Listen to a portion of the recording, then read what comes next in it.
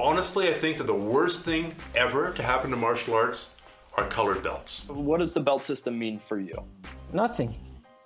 Martial arts belts don't mean what you think they do. People think that having a black belt means you have a decent amount of skill in a martial art, but that's not always the case. I'm going to explain why it's difficult to judge someone's abilities by their belt color and problems with the belt system as a whole. Then I'll let you in on a little secret as to why the belt system really exists. The first thing you have to understand is that mastery of a martial art is not a single skill, it's a multitude of discrete skills. For example, winning competitions, coaching, analyzing fights, and memorizing moves are all completely different skills. Fighting is largely about athleticism and experience. There are world-class fighters out there that can't explain what they're doing or how. To them, it's subconscious and instinctual because they're talented athletes. Fighting is the most athletic sport I can possibly think of. Likewise, there are great coaches out there that are bad fighters because coaching is more about people skills, patience, and psychology. And so the coaching mindset and the athlete mindset are very, very different.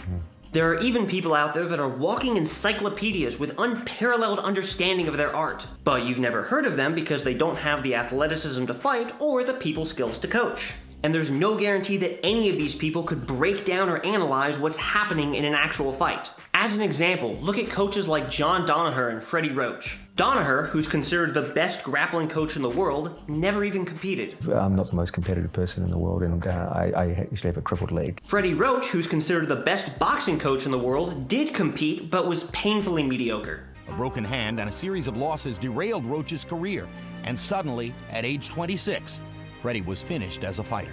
Despite their lack of competitive success, their ability to coach is virtually unparalleled. So how does all this relate to belts in martial arts? Well, because there are so many separate skills within martial arts, there's a myriad of reasons that somebody might be promoted to a higher belt level. Some people get a black belt because they're a physical phenomenon that dominates competitions, even if they barely know any moves and couldn't teach a beginner's class. Other people get a black belt because they're incredibly knowledgeable and are able to coach at the highest level, even if they can't fight their way out of a paper bag.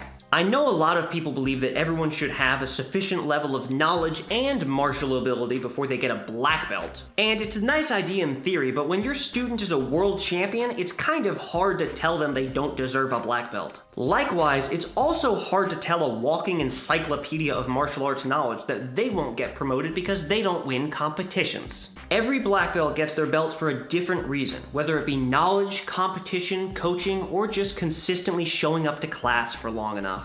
As far as how we get the belts or how we get the stripes, yes, it is time-based. As long as you're training consistently, you get your stripes. Now, why does this matter? What's the problem with people getting belts for different reasons? Well, there's three main problems. One, we implicitly trust higher belt levels. Two, a higher belt often creates a feeling of superiority.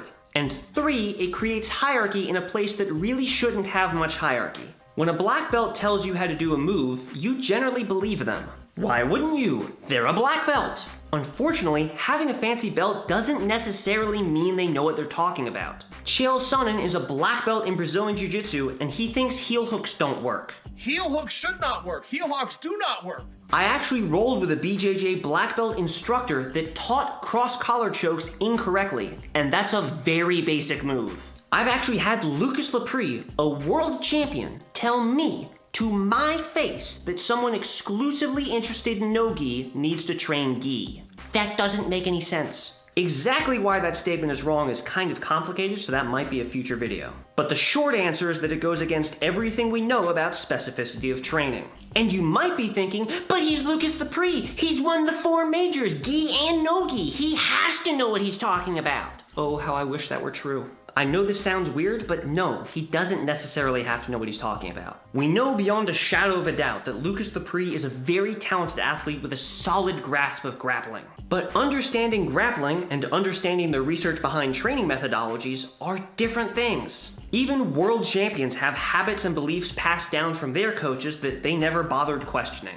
Most people trust black belts to have the answers to all their questions, but they won't because no one is an expert in every facet of a martial art. But their belt color means the things that they say never get critically examined, which allows false information to thrive.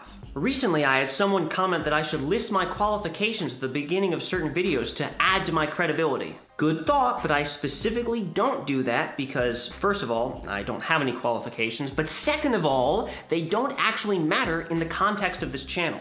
I lied. Here's my one qualification, not a certificate, proudly picked off a table by me. My takeaway, wrestling is hard.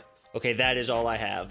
If I had a black belt, you wouldn't know why someone gave me a black belt.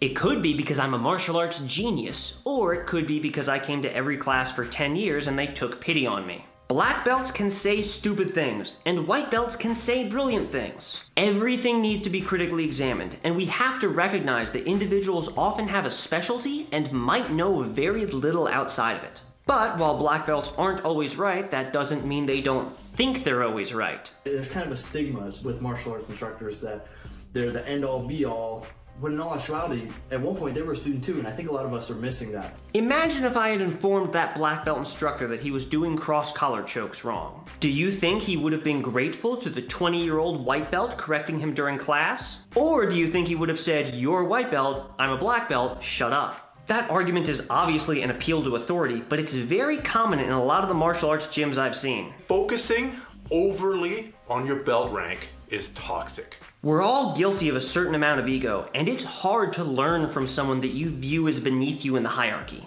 And by the way, I am by no means accusing all black belts of being egotistical or anything like that. There are black belts out there that gladly learn from lower belt levels. I've even met black belts that take a class taught by a purple belt because they think the purple belt's better at teaching than they are. So while not all higher belt levels have an ego, a lot of them do. And that ego can ensure knowledge only ever flows one way. This means we have to consider how the belt system creates an implicit hierarchy that can stunt learning.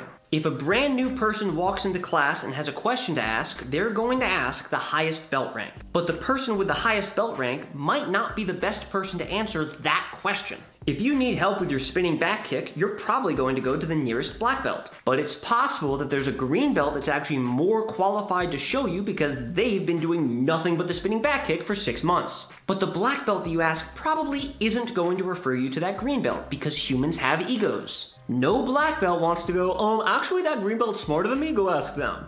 Black belt doesn't mean shit to me. It doesn't mean nada, zero. Yeah. However, if that class didn't have a belt system, would you just be lost and confused, unable to ask a question? Probably not. You would probably just ask the closest person, hey, who here is good at the spinning back kick?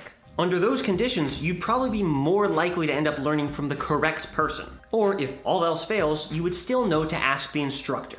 Now, I will admit that the belt system is at least a way to verify an individual possesses some knowledge. If you're a complete beginner, it is reasonable to argue that black belts will at least know more than you do, even if they're not the perfect person to ask. The takeaway is that the belt system ignores the difference in ability between practitioners, encourages inflated egos and appeals to authority, and creates a hierarchy that makes it difficult to sort out who's actually better at a certain task. This threatens to stunt the development of both higher and lower belts and can lead to a system where seniority is viewed as more important than actual ability. Now, if the belt system leads to these kind of problems, why does seemingly every martial art use it? I'll let you in on a little secret. It's the same reason that kindergarten teachers give out stickers. It's positive reinforcement that keeps you coming back for more. You know, it says, give you an external validation for, yes, little Johnny, you've come a long way. Humans are simple beings. We enjoy praise, status, and recognition.